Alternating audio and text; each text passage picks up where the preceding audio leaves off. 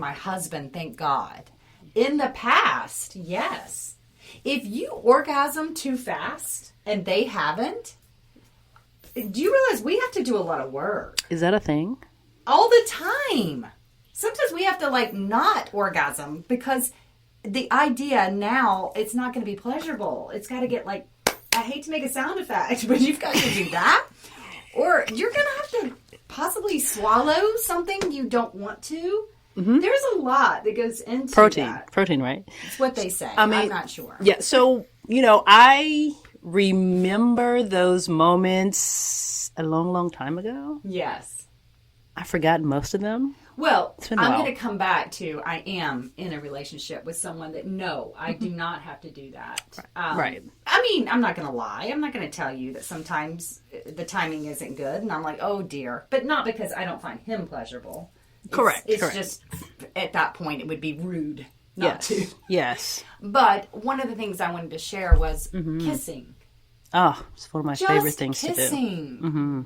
If you find yourself in a relationship that has progressed where you've lost that little bite-sized pleasure, I'm kind of like Dinda. It may sneak up on you. You may be like 2 years in and realizing, I don't even have the pleasure of a good make-out.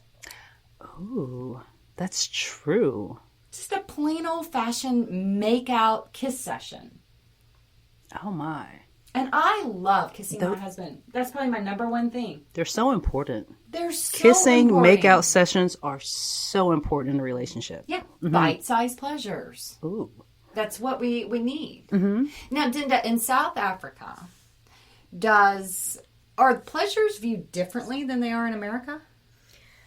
It's an interesting thing because I was thinking what is pleasures for me in South Africa, and we've got wonderful weather, but this is in Greenville, that's the beauty of this place. But the people love getting together there, and they love having a barbecue, but we call it a braai, and it's not so much about the barbecue as what it is sitting and talking to each other, and we've got a beautiful humor.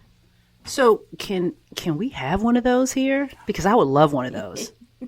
No, for sure. I'm in. And especially 100%. when my brother arrives, he will do a barbecue for breakfast, for lunch, and for dinner. He loves to barbecue. I will take the day off for that, like a couple of days off for that. Absolutely. And there's a running joke that if you do get invited to a barbecue in South Africa, eat before you go because the meat will only be ready by 11 at night because you just sit around and you talk and you enjoy each other. And the humor, there's always laughter, and those little pleasures is the awesome. simple pleasures. Yeah, that's beautiful. That is beautiful. I love that. So in America, we've made pleasures maybe too extreme. Do you think? Well, it's interesting when because we're obviously experiencing the basketball games and the football games, and it's amazing how busy they keep the crowd consistently.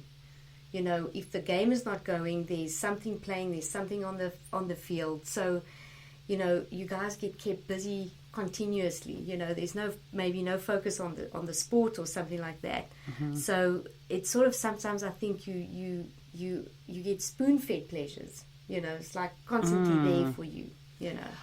Yes, and I just started tailgating for the first time in my entire life. Mm-hmm. But I'm only doing it because my husband bought a parking space with a clubhouse and I have lots of food and I don't really know that the football game's going on. I'm there for the concessions. The pleasures are the drinks that are there and the food. The alcohol, the people watching. Uh-huh. Mm-hmm. And being with my children. But that's interesting because you bring your pleasures to the game. And I remember because Shrita and I, we like the game again. Mm-hmm, we do. And we made a joke that one day, and you said, "You guys can go sit with Billy and watch the game. I'll stay here." And Sharita and I will actually get pleasure in watching the game. Yes. Were you fascinating? Correct. Yes. Yeah. I do not find any pleasure in watching the game. I only get pleasure that I'm doing something nice for my husband. Now that's pleasurable. That's it. That's important. That I'm doing something that that's he important. likes. Mm-hmm. But no, I do not. So it's interesting that we have different things that we think are pleasurable. True. Absolutely. So not only are we evolving and growing, even then we have different ways. I love laying in a hotel room all day long and reading, having nowhere to go. Food brought in, don't change my clothes. My husband says that is like punishment to him. Ooh, I can see both sides of the fence. Well, you would only like it if it included pleasures in the bed too, I think. I mean, it's important. It's important. No, I mean nothing. Like just lay in the bed by myself, nobody with me, and just read. That's it. And maybe have a bag of chips. Okay. That's like divine pleasure to me.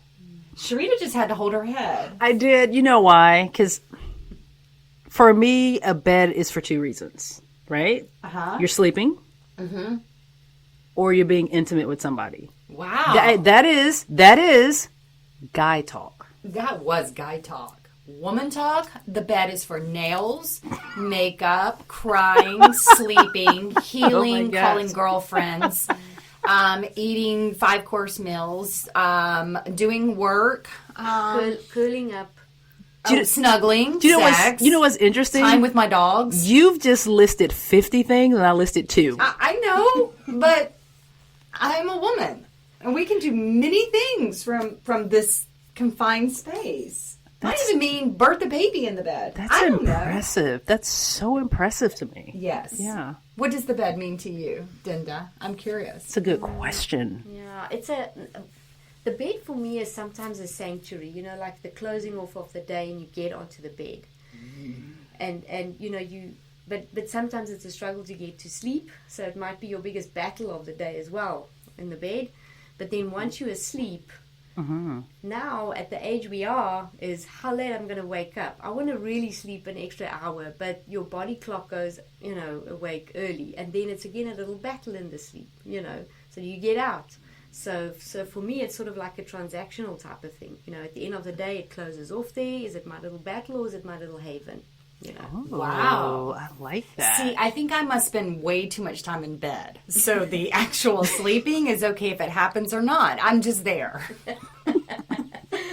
I might be there all day doing things in it. So if I sleep, it's great. I woke up today at 4:15, like you said. But, I just read in bed. Oh, you can do that in bed? Yes, I do everything in bed. Like everything in bed. Okay. I mean, I'm pretty amazing of all the things I can do in bed. And I don't mean that to go sideways. It always does. I think I'm taking what Dinda's saying. My bed is a pleasure place. It's a simple, bite-sized place that is just my space. I take pleasure in my... You know what? I take pleasure in myself. I like myself. I like to be with me, and I like to be in the goofiness of my head and my little world that's in there, and no one can tell me I'm odd in this little space of pleasure. So my space for that, I do have a space for that. Might be a whole different topic later. It's the shower. Oh, I get it. Mine's bathtub. I have pleasure in the shower, not in that way, because that just came out wrong or different. But my space is the shower when I'm cleansing and I get downloads from God and the universe. Like that is my space. I mean, I can't eat a sandwich in there like y'all do. Yes, on the Jerry Seinfeld, Kramer actually shaved vegetables and he put a disposal in his shower. You know what? I relate. I relate. Yes. I mean, because if you could, would you? I mean, there's so many things I would do in the shower if I thought I could get away with it. Yes. That's my place. That's your place. It is. Well, I mean, I understand. You know what I hate is the pleasure that's called Miller time. Miller time pleasure. It's Miller time. You know what I think that is? No. Not that I don't like Miller time. So if I have to do an advertisement right now for Miller time, you are amazing. God bless you. And I think you should continue. Outside of not for alcoholics. For non-people that are not alcoholics. Oh my God, there's so much to say right here. Miller time, I would chug you like nobody's business right Correct. now if we represented you, if you want us to represent you. Yes, because I do like you, Miller. And I was actually a Miller-like girl. In college, I really was. I'm not even kidding you. I had like a little Miller Lite dress. Okay, getting back to what I'm trying to say here. Is when we make a pleasure as a reward. I have to do this, this, and this to get this pleasure. Why do we do that? Why can't you just have pleasures incorporated all day long? Why does it have to wait till I've done all of these things, now I can have this? Sounds like torture. It's delaying pleasure, and I think we do it to even children. Yeah, and I'm just thinking, when it is delayed pleasure, is it as pleasurable as what it would have been in the moment? You know, and you in the moment and you enjoy something where you now delay it, and then it's you know, it's like you always waited for this, and when it happens, it's not that great. You know, so I think that can actually truly happen. When I go back to even thinking about children, like you were saying, if you tell a child, you do this and this and this, you can get the toy, I think the child gets very excited about the toy. Yes, we do. Yes, we do. You do, Sharita. But I also think that you're also teaching a child that pleasure shouldn't be throughout the day. Like maybe the work they were doing wasn't pleasurable. Maybe the things that were that they had to do in order to get the toy is now treated as non-pleasure. So reading really isn't pleasure. Homework really isn't pleasure. Going to school really isn't pleasure. Brushing your teeth isn't pleasure. Eating good food isn't a pleasure. The pleasure is this. I think that's a bad message. I think that everything can be considered a pleasure, and that includes letting a child have some toys, some books, some markers, things that are surrounding them, so that they can always have pleasure at their fingertips. I like that. I 100. I wish I would have received this information, I don't know, 25, 30 years ago. Been awesome. Oh, I mean, I agree. I wish a lot of people taught me a little bit of different messages to pleasures. Yeah. I think I would have done so many things differently. But now that I'm the age that I am, I'm trying to always have a healthy, vibrant relationship. I would like to every day be a brawn, Brit, bot, bitch, what? What's that barbecue word? Bri. I don't think it was one of the words that I think I heard you say, though. Oh, I probably didn't. I mispronounce lots of words. Dinda, please do not learn English through me. Okay. All right. Well, this was fun. And Dinda, thank you so much for joining us. Yes, thank you. Ladies. It was wonderful. Thank you so much for having me. You were a pleasure just to know. Oh, absolutely. Yeah. Absolutely. Bite-sized pleasures. Bite-sized pleasures. Now, we have to wrap this one up because we're all going out right now to have a little satki. Aren't we? Yeah, of course. Yes. She doesn't know. She just made a face. But you know Sharita, she's always in for a pleasure. I am so down for a pleasure. Absolutely. Well, with that, I'm going to say amen. Amen to that. Would you like to say amen with us? Amen, everybody. Yes. We'll see you on the other side, sisters. Have a good one.